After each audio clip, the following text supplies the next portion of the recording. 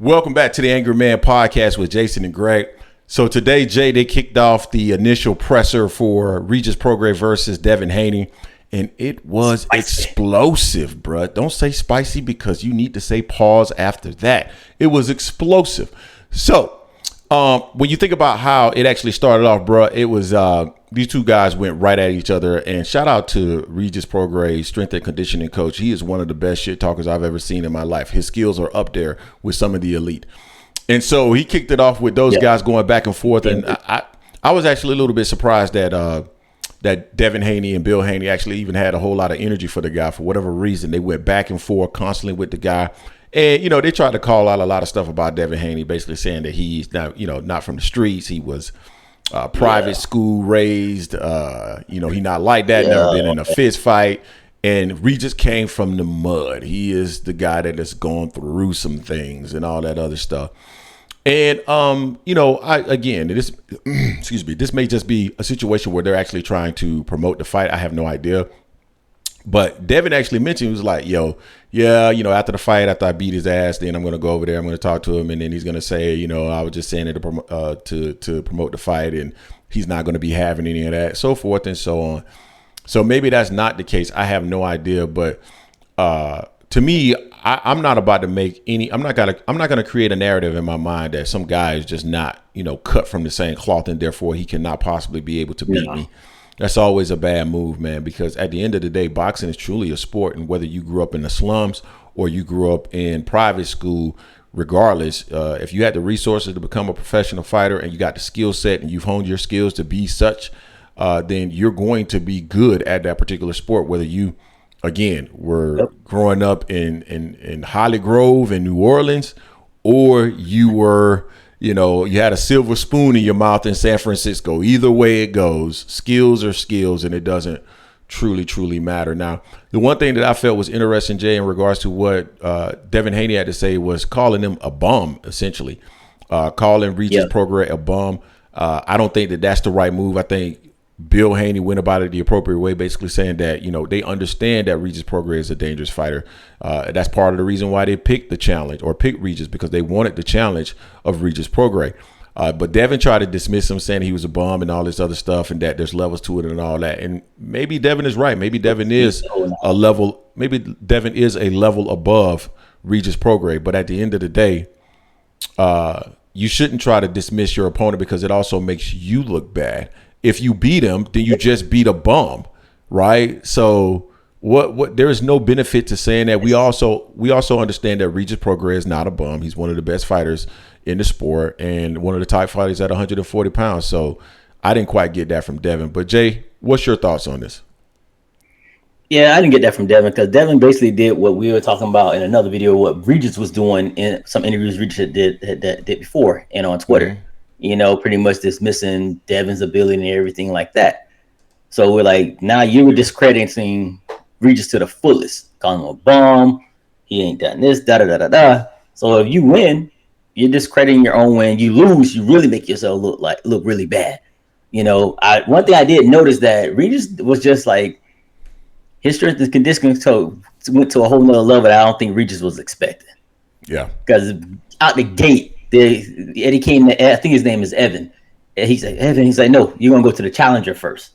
And that's when the fireworks erupted. Right then and there, you heard Bill going off, you heard Devin going off, and you see Regis just sitting there. He was just like, man, we all just shut the F up at that point in time. He was just he even said it later. He said like, man, this is a clown. I'm done with this clown show. December 9th, I see y'all then. I'm gonna keep my belt. But also, for me, Regis didn't have the same energy like he had on Twitter. I will say that. He didn't have that same energy I thought he would have, but maybe it was because of the guy next to him, his strength and conditioning coach had so much energy. He was over animated doing extra. I mean, that dude was calling out Shakur. He's like, oh, you duck Shakur. Oh, you want me to get Tank on the line? What do those two fighters have to do with your fight right now? I didn't understand that at all. I didn't understand. I'm like, why are you, first off, I'm not going to give other fighters no shine on my fight. Not at all. That's not happening. He brought that up for no reason. I mean, if you're trying to make Devin look bad, but you're fighting him. You're still fighting him. So leave that alone. Now you just saying that they can beat him and you can't. What are you saying there? It makes no sense. So I didn't like that part. I think that's probably also what irked Regis. Well, cause Regis didn't say nothing about that neither. But Eddie tried to steer it back to the loss being removed and everything. And Regis kind of talked about it a little bit. Then Regis backtracked on that, saying, "Yeah, I didn't say that to try to get under the skin." Then why did you say it? Because him having one loss removed before when he was 12 and 0 at that time has nothing to do with this fight right now. Facts. He was undisputed at 135. He's a damn good fighter. He's one of the best fighters at 135. He has all the hardware at 135. He's coming up to your weight class to try to take your belt. Treat him as say he's a good fighter. As Regis did respect Devin, but Devin didn't give him any respect. So we'll see what the next time they have the next person they have. See if Regis has a little bit more energy, because he seemed like he just seemed annoyed. And I don't know if it was just more of the annoyance by Devin and Bill, his own strength and condition coach, or probably them both of them, because he was just ready to be. I remove himself from the whole situation. Just let those three go back at it. Yeah, he seemed quite frustrated with the whole situation, and maybe his strength and conditioning coach had enough energy for both of them. But I definitely, for me personally, I like the press conference. I like when people have energy for each other. I like when people have a bit of a beef for each other. It gets a little bit personal because, those guys, they're fighting for something big, right? They're fighting for supremacy at 140 pounds. Regis has his position. He's worked very hard for his position. He definitely doesn't want to give it up to somebody moving up from 130.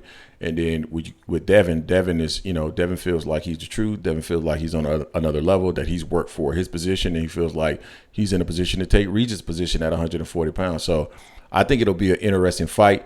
I like seeing both of the fighters matched up with each other because, Jay, I always like to see fighters next to each other. And I actually thought Devin was a little bit taller in terms of like more inches relative to height, and would have a more of a height advantage over Regis Prograis.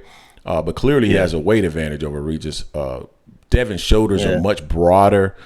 Devin is just a bigger guy, he looks like. Regis looks a little bit small compared to Devin. So that was the thing that was very interesting to me watching Regis. Regis actually looks like the smaller fighter up there, not only in height, but also in weight. And to be honest with you, the last couple of videos that we've seen in regards to Devin Haney has looked fairly solid. Now, he doesn't look like he's, sub 10% body fat, but he's probably like maybe at 13, 14%, something like that.